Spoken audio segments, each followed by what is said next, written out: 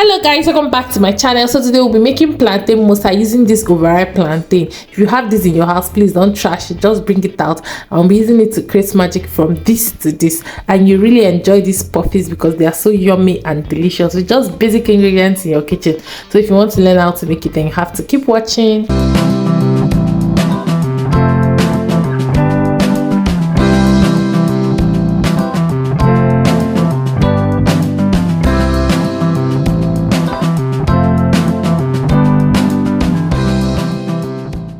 So firstly, we are going to start by proving our yeast. In here I added about 1 tablespoon of yeast and then some warm water, not hot water. We don't want to kill our yeast. So proving your yeast is just to check if the yeast is still active and whatever you use it to make will rise. So once there are no lumps, I covered it with foil paper and then I left it in a warm place to prove. And after that, I went ahead to peel my plantain and then I added it to a bowl, and then I will use fork to mash it up. You can also use a masher or you can blend it, but mashing it up is easier because this plantain is already very soft and overripe. So I'm just going to mash everything up till it is thoroughly mixed and everything is just smooth.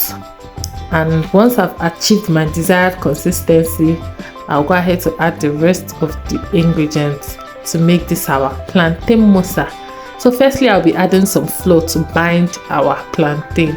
I added about 1 cup of that, and then I sprinkled some salt to balance out the taste. Next, I added the yeast that we proved earlier, and then I'm going to mix everything till it is thoroughly combined.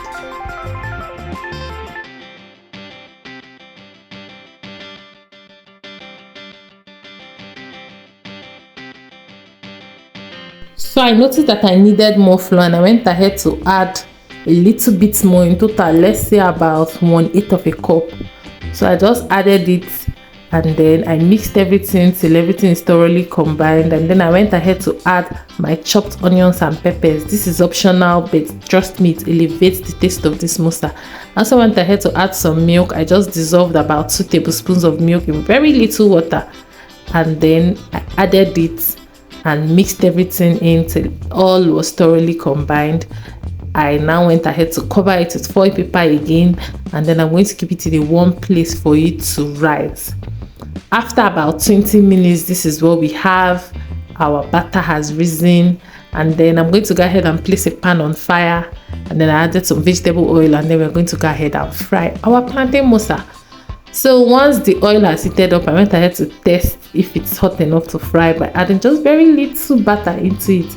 And once it floated to the top, I knew this oil was hot enough. So we'll be frying on medium-low heat. This first batch almost got burnt because the oil was too hot. So I had to reduce the fire to the barest minimum so I can regulate it. So I will go ahead now to mold our mosa balls into this hot oil. You can use your hand, you can use a spoon, you can use your ice cream scoop, whatever you want. So I'm more comfortable with my hand and I'll be using that. So I'm going to go ahead and use a skewer now to flip it so that the other side can fry as well. Now that's just what I'm doing here, and once I'm done, I'm going to allow it to fry till it is golden brown, and then I'm going to scoop it out of the hot oil. Then as it's frying, I went ahead to add some more because there is still space in my pan. Remember not to overcrowd your pan when frying anything. So I went ahead to add some more, and then I still repeated the same process. I used my skewer to flip it just so it does not burn. And once I'm done, I'm going to go ahead and scoop out the first batch that we added because it is now thoroughly fried and ready. I'm going to scoop it out and set that aside in a sieve to drain out all the excess oil. Then I'm going to go ahead and repeat the same process for the rest of my mosa batter, plantain mosa.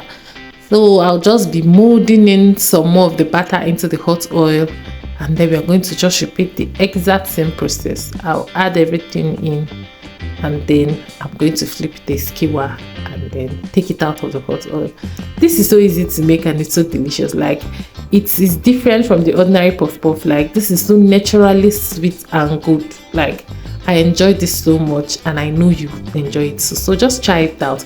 Don't trash that overripe plantain that you have. Just use it to create this amazing deliciousness, and you can have it for breakfast, use it to entertain your guests, or whatever you want. So I'm done frying that second batch, and I'm going to scoop it out and allow this third batch to fry as well. So I'll just basically repeat the same process till I've exhausted all my mosa batter. I'll just add some more of the batter into the hot oil, and then I'll use a skewer to flip it, and then I'll just fry everything and take it out of the hot oil, and our plantain mosa is ready.